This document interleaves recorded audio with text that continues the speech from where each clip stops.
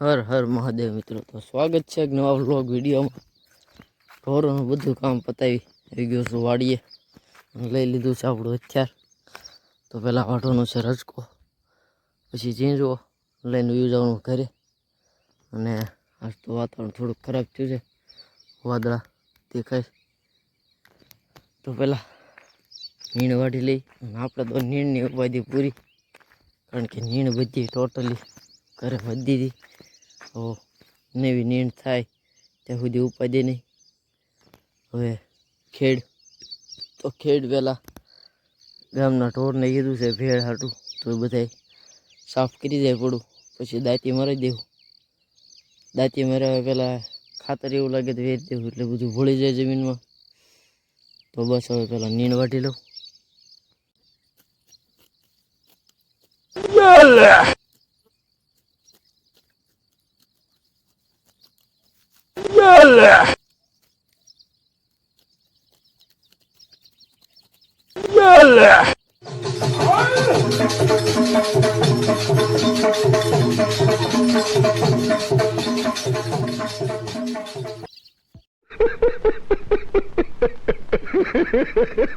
ગાજી રસકો વટાઈ ગયો છે, બેક્ટેરિયા હાલે નાખ્યા. તો હવે થોડોક કૂણો લીમડો ભેંસને બધા હાટું તોડી લઈ, એટલે ડીવોર્મિંગ દેશી થઈ જાય. તો ગાજી રસકો લઈને આવી ગયો ઘરે, નાહી ધોઈ લીધું છે. અને બધાને લીમડો નાખી દીધો તો ડીવોર્મિંગ હાટું પાઈ ઢોય. અને રસકા નીણ કરી દીધી. તો હવે જવાનું છે આપણે દુકાને.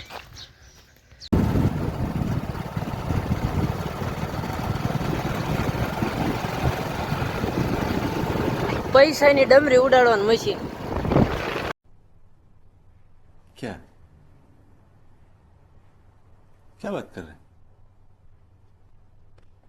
તો ગાઈસ પછી ડમરી ઉડાડવાનું મશીન જોઈ અને પહોંચ્યો દુકાને.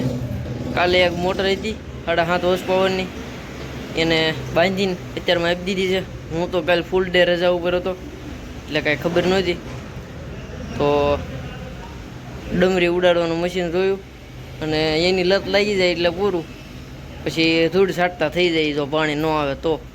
કારણ કે મારા પપ્પા મને વાત કરતા કે 10 વીઘા જમીનમાં 11 વખત બોરિંગ આવ્યું.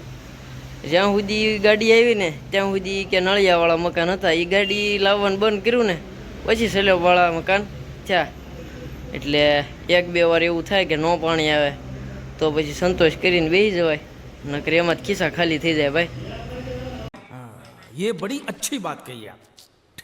તો મિત્રો પછી બપોરે કાંઈ ઘરે જમવા ગયો નહોતો, એના નાસ્તો કરી લીધો હતો.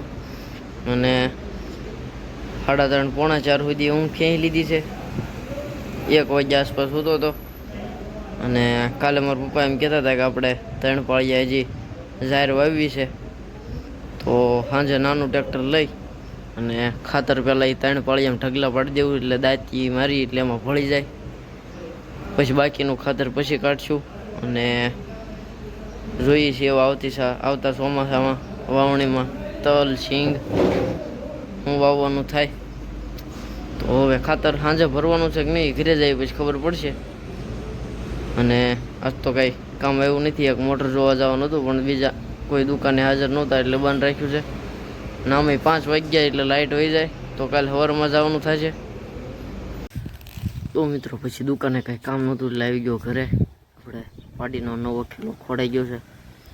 બપોર પછી એમાં બાંધી હતી, અત્યારે ફેરવી લીધી છે. ભેંસ બધું દોવાઈ ગયું, નીણ નાખી દીધી બધાને.